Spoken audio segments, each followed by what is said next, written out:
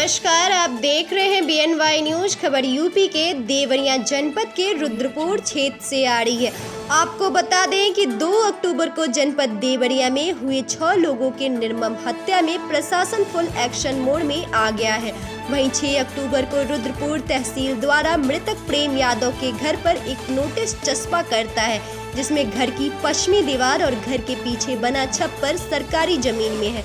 उस नोटिस में कल 7 अक्टूबर को प्रेम यादव के घर के लोगों को नोटिस का जवाब देने को कहा जाता है। प्रेम यादव के परिजन रुद्रपुर तहसील पहुंचते हैं, जहां सारे सक्षम अधिकारी न्यायालय से नदारत मिले। काफी इंतजार के बाद अधिकारी कोर्ट पहुंचे और नोटिस के जवाब को संज्ञान में लिया। वहीं दिन भर अफवाहों का बाजार गर्म रहा। मौके पर काफी लोगों की भीड़ इकट्ठा हो गई। सभी जानना चाहते थे कि आज क्या प्रेम यादव के मकान पर बुलडोजर चलेगा। कोर्ट ने प्रेम यादव के परिजनों का जवाब सुना और 9 अक्टूबर को मौके पर खुद जाकर फिर से नापी कराने की बात कही। वहीं प्रेम यादव के वकील गोपीनाथ यादव ने कहा कि इस मामले में 3 मुकदमे किए गए हैं, जिसमें 2 फाइलों को साइलेंट मोड पर रखा गया है।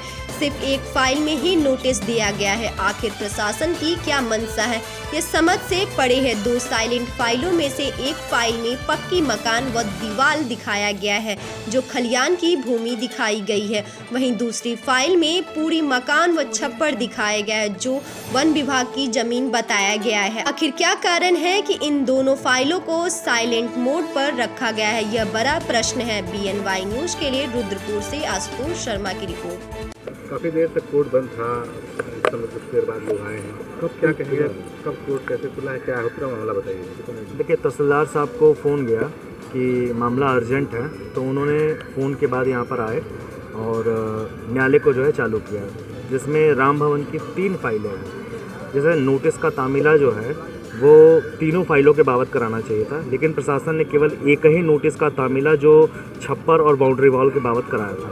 2 फाइलों को साइलेंट कर दिया और संभवतः उसमें 4-10 को जो है नोटिस जारी करना दिखाया जा रहा है, जिसका संज्ञान हमारे अंदर नहीं था।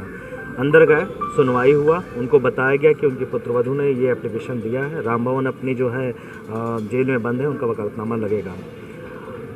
महोदय ने सुनवाई करने के पश्चात ये निर्णय लिया कि मैं स्वयं जाकर के स्थलीय निरीक्षण करूंगा और उसके उपरांत कोई कार्रवाई की जाएगी।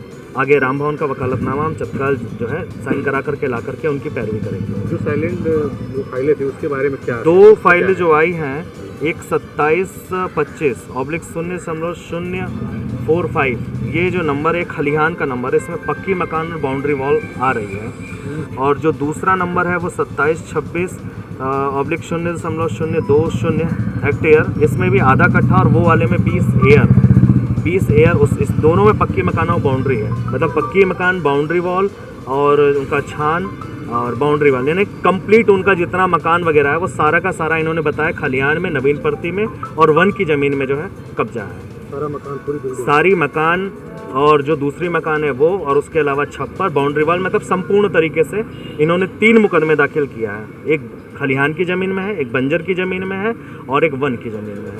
2 मुकदमे के बाबत आज ही जानकारी हुआ। इसकी जानकारी का नोटिस उन्होंने नहीं दिया था। कब मौका मुआयना कब जाएगा? ये 9 तारीख को वो स्वयं मौका मुआयना करेंगे, तहसीलदार साहब जो वर्तमान में आए हैं। उसके बाद क्या होगा? उसके बाद इसलिए निरीक्षण के बाद पाया जाएगा कि क्या सही है, क्या गलत है, क्या उन्होंने RC 19 जो जारी किया है वो सही था या नहीं था। उसके एवज में जो RC 20 जारी हुआ है वो रहेगा या खारिज हो जाएगा। अगर खारिज हो जाता है तो राम भवन के पक्ष में जाएगा, और यदि वो स्वीकृत हो जाता है तो डिमोलिशन तय है। लेकिन इसके बाद भी राम भवन अपनी पैरवी जो है वो सुनिश्चित तरीके से और विधि सम्मत करेंगे।